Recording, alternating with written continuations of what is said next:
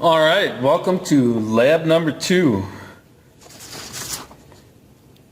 Parallel circuits, voltage and resistance measurements. This time now we're going to be constructing a parallel circuit.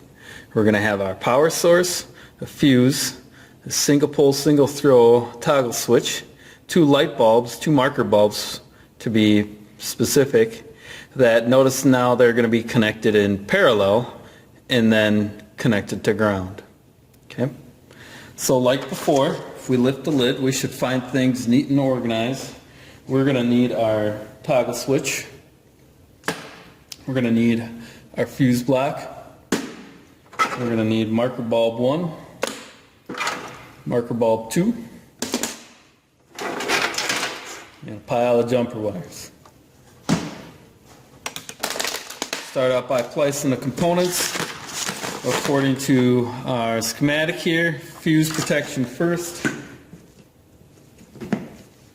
then our switch, then marker bulb 1, and to help with the visuals, marker bulb 2. Okay. To connect them together, we're going to go from positive to the fuse. Fuses are always connected to our circuits in series. And so we go from the fuse to the switch. And now I'm going to go to the switch to marker bulb 1. And then I'm going to come back to the switch. I'm going to go to marker bulb 2. So now you can see here it goes into the fuse, through the fuse, out of the fuse, to the switch, through the switch, and here's where it splits off, and now we have multiple paths for current flow, which defines a parallel circuit. And then we've got a ground wire connection for bulb 1 and a ground wire connection for bulb 2. Okay, and so then we have 2 paths coming back to a single ground connection. So there's a circuit. At this point, call me, your instructor, over to approve your build. I'll come over, take a look, flip the switch. What's one thing you notice immediately about the circuit here? Yes, those bulbs are brighter. That has to do with the lowered total circuit resistance because of how they're connected to each other. Like our previous lab, we're going to start out making some resistance measurements, light bulb. Again, anytime we're making resistance measurements, we want them to be unpowered and then disconnected from the circuit. I'm going to set the meter to ohms. Double check that the red probe is in the volts and ohms port. We'll set that there. First, we're going to take individual measurements of the bulbs. Then we will reconnect them into parallel and take measurements of the bulbs. So to isolate them from the circuit, I'm going to go ahead and temporarily unplug them. And we'll do bulb number 1 first at 5.2 ohms.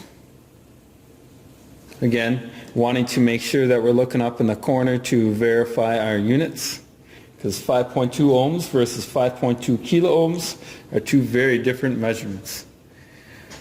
And marker bulb number 2 is 5.3 ohms. Okay.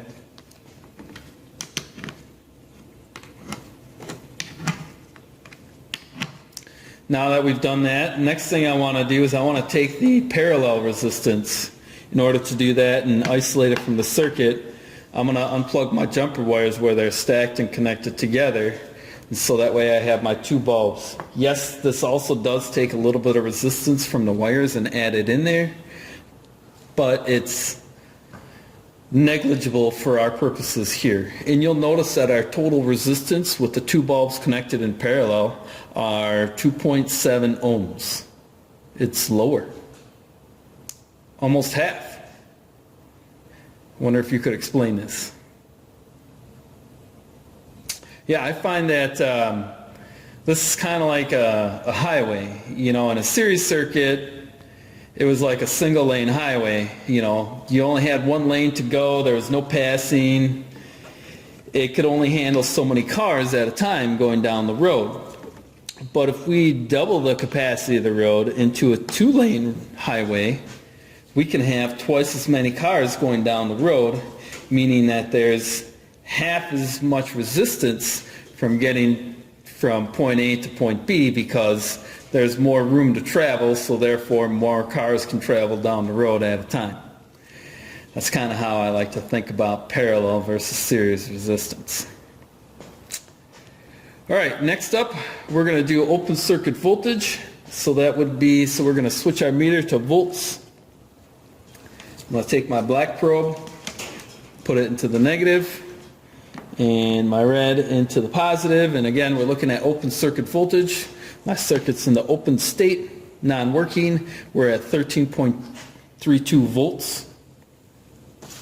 Okay. Now we'll go ahead and turn it on, and now we're going to take some voltage available measurements. Okay. Just like with the previous activity, I want to know how much voltage is being lost and what's available to bulb number 1, as well as what's available to bulb number 2. So I will leave my black probe in the negative, and I will go to the front side of bulb number 1, and you'll notice that I have 13 point, oops, gotta make sure I keep my connection. I have 13.21 volts available to bulb 1. We're down about 1/10 of a volt. So that means that from here to here, we've dropped about 1/10 of a volt due to unwanted resistance, most likely in our connections. We'll do the same thing at bulb number 2. Voltage available to bulb number 2 is 13.21 volts. Okay, again, we've lost about 1/10 of a volt from our source. And if we wanted to, we could trace this back. See, it went up a couple hundredths there till we find our source, and you'll notice that there's no one spot where we lose it all. We lose a few hundredths at each connection point. Okay, but we've got 13.22 volts available to bulb number 2. Okay, after this, now we want to take a direct voltage drop measurement. Again, remember, direct voltage drop measurement is each probe on each side of the device. So in this case, bulb number 1 is dropping 13.22 volts. That happens to be pretty much the number that was available to the bulb. So because it's wired in parallel, and it's the only load in this particular branch of the parallel circuit, it's dropping all the voltage. It has to, because there's no unwanted voltage drop or unwanted resistance, no significant unwanted resistance in any of the wire connections. We would do the same thing down here for marker bulb 2. Notice that it too is dropping 13.21 volts, which is how much was available to it. It tells us that because it's the only load device in the circuit, that tells us that it's dropping all of its voltage, and my ground connection's in pretty good shape, and it doesn't have any unwanted resistance in it either.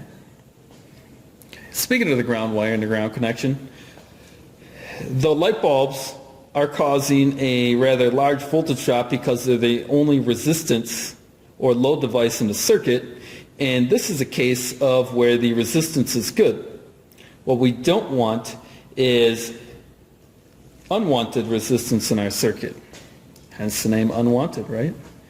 So we're going to take a measurement of our ground wire.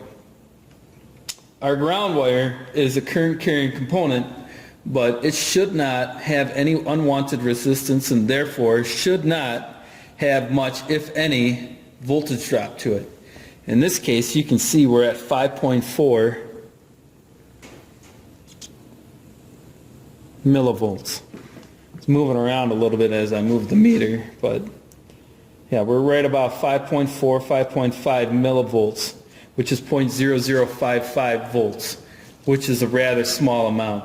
And well within the acceptable range. Do the same thing, and we're going to take a voltage drop measurement of our switch. And you can see here we've got a voltage drop of 11.9 millivolts. Again, really small. We would write these down, and if we wanted, we can calculate the total voltage drop of the circuit and then compare it to a measurement. Little note, these voltage drop of the switch in the ground wire, we need to convert those into volts before we do the math. You can't add volts and millivolts and come out with an accurate total. You got to make sure you convert the millivolts into volts, and you're adding all volts measurements for a total voltage drop.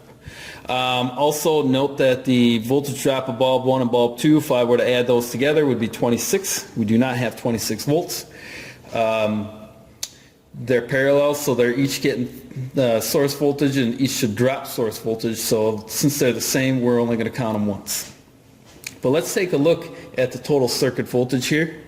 If I connect this over here, I have 13.29 volts. And if we take a look at the small voltage drops between our components plus the voltage drop of our switches, or I'm sorry, not our switches, our light bulbs, which were 13.21 and 13.22 volts. 13.29 volts for a total circuit voltage drop is accurate and entirely plausible and what we should expect to see. So at this point, that concludes your parallel circuit voltage measurement lab. If you're going to move on to side 2, you can leave it set up. If you're done for the day, it's time to tear it down and put things away neat and organized. Make sure you power off the circuit, make sure you power off the meter, and you disconnect things appropriately and wrap up your meter nice. When disconnecting, make sure that you're unplugging by the molded connectors. Try to keep them organized and don't yank them out.